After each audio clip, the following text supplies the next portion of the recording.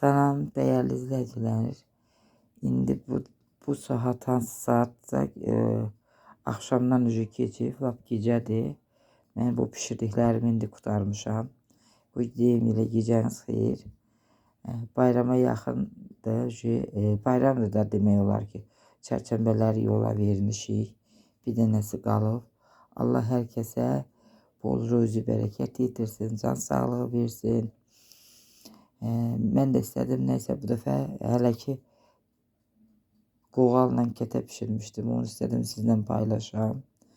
Bizim kanalımıza dəstək olanlar, like eləyənlər, abunə olanlar, Allah sizin canınızı sağ eləsin. Bu gözəl gündə həmişə sizə xoş günlər arzulayıram.